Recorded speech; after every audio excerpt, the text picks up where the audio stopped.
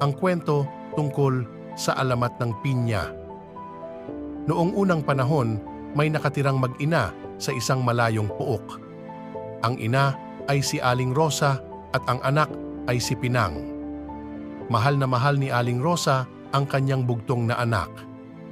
Kaya lumaki si Pinang sa layaw. Gusto ng ina na matuto si Pinang ng mga gawaing bahay, ngunit laging ikinakatwiran ni Pinang na alam na niyang gawin ang mga itinuturo ng ina, kaya't pinabayaan na lang niya ang kanyang anak. Isang araw, nagkasakit si Aling Rosa. Hindi siya makabangon at makagawa ng gawaing bahay. Inutusan niya si Pinang na magluto ng lugaw. Isinalang ni Pinang ang lugaw, ngunit napabayaan dahil sa kalalaro. Ang lugaw ay dumikit sa palayok at nasunog. Nagpasensya na lang si Aling Rosa na pagsilbihan naman siya kahit paano ng anak. Nagtagal ang sakit ni Aling Rosa kaya't napilitang si Pinang ang gumagawa sa bahay. Isang araw, sa kanyang pagluluto, hindi niya makita ang posporo. Tinanong ang kanyang ina kung nasaan ito. Isang beses naman ay ang sandok ang hinahanap. Ganoon ang nangyayari, walang bagay na di makita at agad tinatanong ang kanyang ina. Nayamot si Aling Rosa sa katatanong ng anak kaya't nawika nito.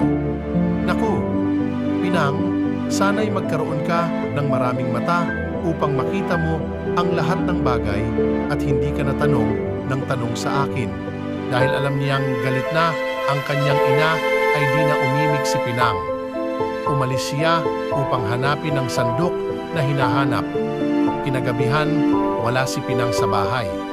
Nabahala si Aling Rosa. Tinatawag niya ang anak ngunit walang sumasagot. Napilitan siyang bumangon at naghahanda ng pagkain.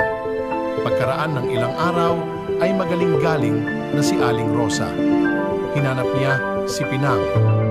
Tinanong niya ang mga kapitbahay kung nakita nila ang kanyang anak. Ngunit naglahong parang bula si Pinang. Hindi na nakita ni Aling Rosa si Pinang. Isang araw, may nakitang halaman si Aling Rosa sa kanyang bakuran. Hindi niya alam kung anong uri ang halamang iyon. Inalagaan niyang mabuti hanggang sa ito'y magbunga. Laking pagkamangha ni Aling Rosa nang makita ang anyo ng bunga nito. Ito'y hugis ulo ng tao at napapalibutan ng mata. Biglang naalaala ni Aling Rosa ang huli niyang sinabi kay Pina na sana'y magkaroon ito ng maraming mata para makita ang kanyang hinahanap. Tahimik na nanangis si Aling Rosa at laking pagsisisi dahil tumalab ang kanyang sinabi sa anak. Inalagaan niyang mabuti ang halaman at tinawag itong Pinang.